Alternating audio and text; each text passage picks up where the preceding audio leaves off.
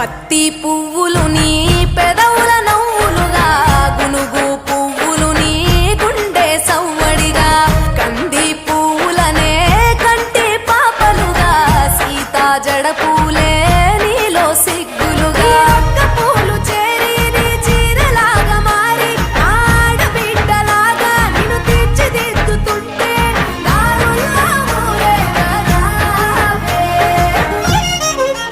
తెలంగాణల పుట్టి పూల పల్లకి ఎక్కి లోకమంతా తిరిగేవటే పాలసంద్రం పూలే పూల సంద్రాలయ్యి నిన్ను అభిషేకించేనే.